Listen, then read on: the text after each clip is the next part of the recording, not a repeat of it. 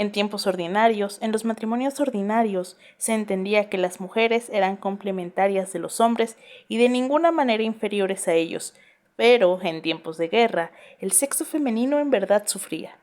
Una mujer cautiva lamentaba su destino, no necesariamente porque estuviera sometida a una violencia cotidiana, sino porque había perdido el sentido de sí misma como un ser humano merecedor de honores.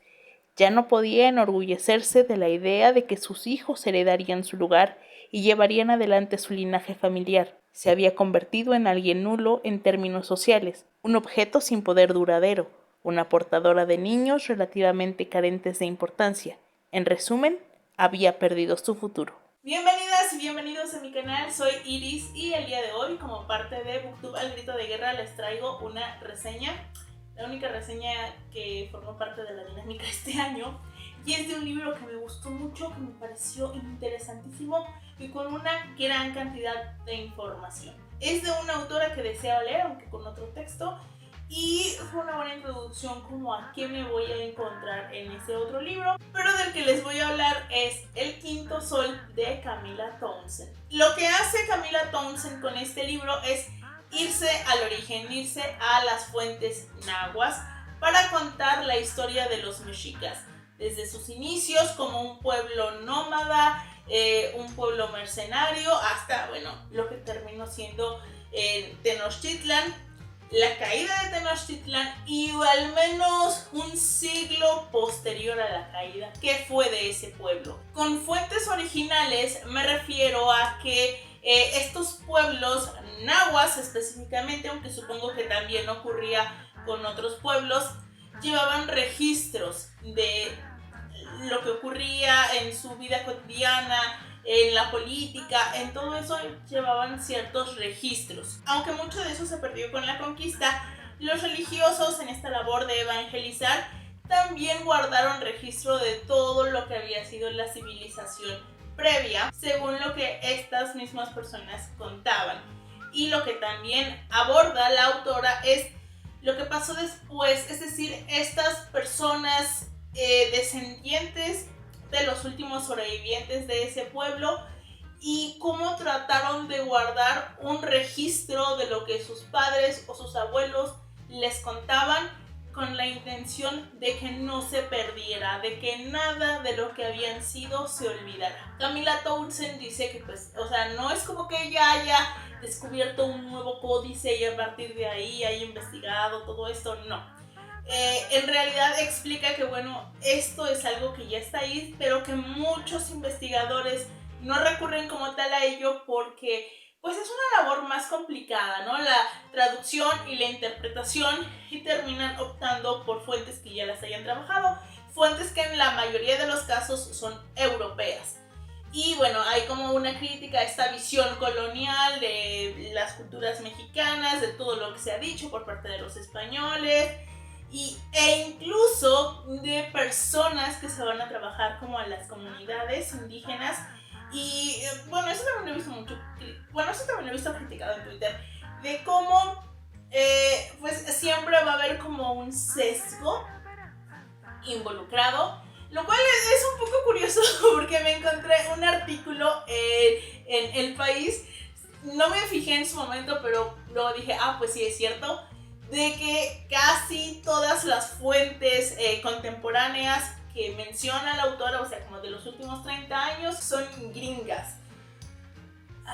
Bueno, o sea, a final de cuentas, Camilla Townsend, pues es estadounidense, no puede negar la cruz de su parroquia, ¿verdad? Este libro se divide en dos partes.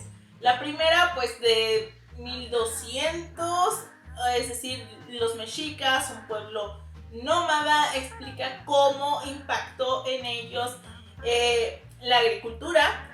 Y lo compara un poco con Europa, en el sentido de cómo la agricultura también hizo que los pueblos dejaran de ser nómadas y se asentaran, y eso permitió ciertos avances, y cómo ello pues fue un factor a la hora de la conquista, los retos a los que se enfrentaban como mercenarios de otros reinos, cómo empiezan a ganar poder, se convierten en Tenochtitlan, bueno, se convierten como en este pueblo que gobierna a otros pueblos, y la caída, aunque esto no tiene tanto proceso como tal, pero sí explora muchas cosas interesantes de ello. Y la segunda parte pues es a partir de 1600, me parece recordar, es decir, todas las personas que vivieron esa caída ya prácticamente han muerto, todavía hay sobrevivientes, hay caballeros águila, pero principalmente está centrado en gente que con este deseo de preservar el conocimiento de su pueblo, de que nada de eso se pierda, empiezan a guardar registro de lo que les contaban los abuelos, pero también a registrar lo que ocurre en el día a día con ellos, lo cual para mí también es novedoso porque hay un capítulo en donde hablan de la población negra. Y realmente creo que en México no se ha hablado mucho sobre la esclavitud, especialmente referida a la comunidad negra que fue traída a México. En algún momento del libro dice que en esos años México fue el principal importador de personas negras, de personas raptadas de países africanos. O sea, más que Estados Unidos. Cómo era esta vida cotidiana de ellos, cómo se podían ganar la libertad. Recordemos que la esclavitud la abolió Vicente Guerrero, que era afrodescendiente. Además, pues digamos que los poderosos caen de pie porque los... no estoy segura de cómo se pronuncia, Pili o Pili, que serían los nobles de los mexicas, pues digamos que no tuvieron una suerte tan dura, o sea, sí, evidentemente, pero de alguna manera se conservó esa estructura durante la Nueva España y ellos eran como el enlace, es decir, los españoles hablaban con las autoridades del Pili y ellos como que se comunicaban con los indígenas. Eran un enlace y que coordinaban muchas cosas. Además, claro, los tlatoanis de los pueblos que salieron con los españoles, pues en un principio tuvieron una suerte muy afortunada y los hijos de ellos de alguna manera se educaron más como españoles que como pues de las creencias que tenían antes. Hay mucha información aquí, por lo cual sí puede ser un tanto abrumador, pero personalmente nunca lo sentí pesado o aburrido porque Camila no te sabe presentar esa información y tiene partes noveladas, lo cual ayuda a que se vayan desarrollando mejor. En la primera parte, Camila toca temas como los conflictos territoriales, organización política, relaciones familiares y hasta intrigas palaciegas. Esto último es porque, bueno, los tlatoanis y los pili, o sea, los nobles, pues practicaban la poligamia. No es que los macehuales la tuvieran pedida como tal, pero pues los recursos, ¿verdad? Y eso provocaba que hubiera muchos hijos.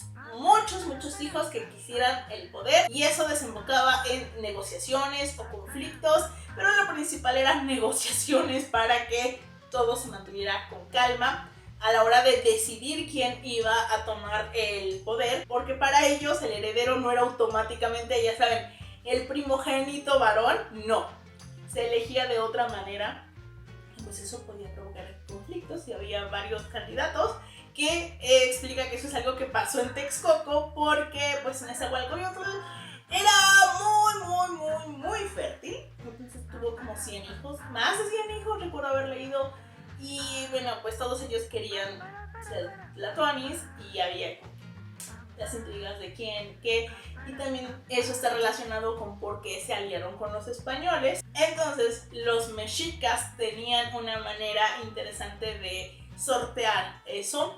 También habla sobre la esclavitud en tiempos prehispánicos. Camila explica que pues como está esta visión española que han mentido mucho en aquellos tiempos para justificar muchas de las acciones que tenían, ya saben, eran un pueblo salvaje y nosotros fuimos a llevarles la civilización, deberían estar agradecidos y todo eso. Entonces como que en esta intención de contrarrestar esa visión hay temas que muchas personas, muchos investigadores no tocan o suavizan como para no contribuir a eso.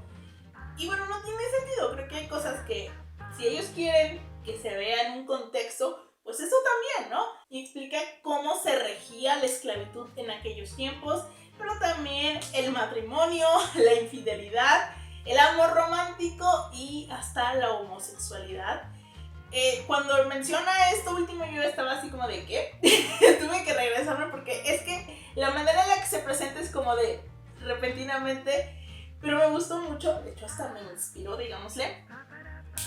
Y es que Camila explica que bueno, que ese es un tema que no se encuentra de manera explícita en los registros. O sea, hay algunos momentos que insinúan, o sea, ese fragmento que ella pone, dice, ¿dónde se da a entender? Está ahí, pero no se entra en detalles porque pues muchos de estos registros eran supervisados por los religiosos y pues sabemos muy bien la visión que tiene de las relaciones entre personas del mismo sexo la Iglesia Católica, ¿verdad? Otro asunto que me gustó es cómo Camila brinda ese contexto necesario para entender ciertas cosas que se cuentan desde la historia oficial, desde la historia de los españoles.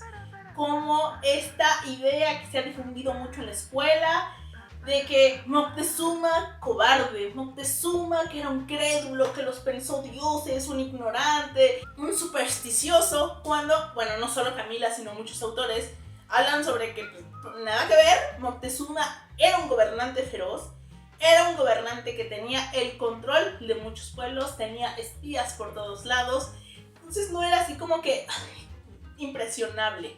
Pero los españoles, y bueno, fuentes posteriores, porque hay algunas cosas que ahora se creen que ni siquiera están en los registros de aquellos tiempos, nos presentan a un Moctezuma diferente. Una de las cosas que explica es la visión que tenían estos tlatoanis de lo que representaba el cargo, de cómo era muy importante para ellos mantener al pueblo, en el sentido de que debían de proteger a las personas porque ellos eran responsables, era una cuestión de honor. Era una cuestión de que el menor costo posible para la gente. Y así se tomaban muchas decisiones, como por ejemplo las guerras floridas. O saber si vas a ir a una guerra o no. Te conviene, tienes la posibilidad de ganar, solo van a morir tus hombres en la batalla.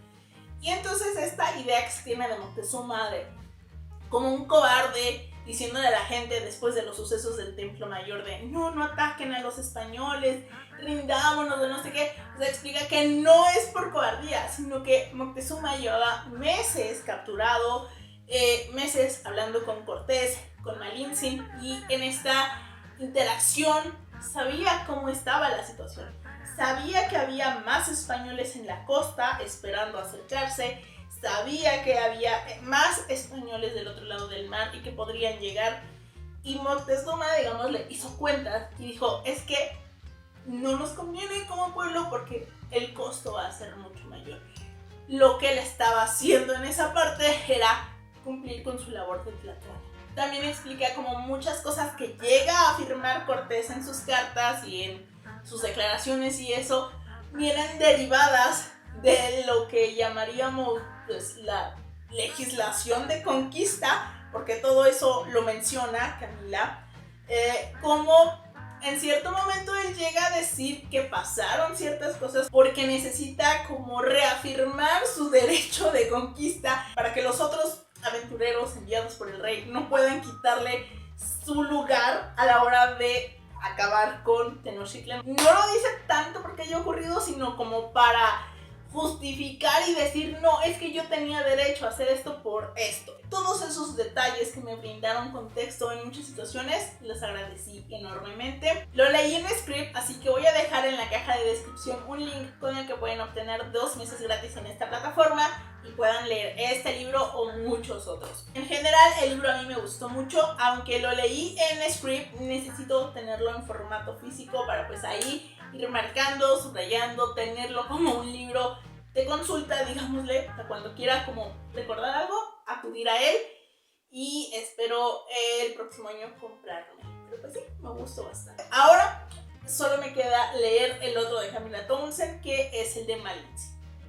Eso fue todo por el día de hoy. Muchísimas gracias por verme. Espero que este video les haya gustado y que me acompañen en el siguiente. Adiós.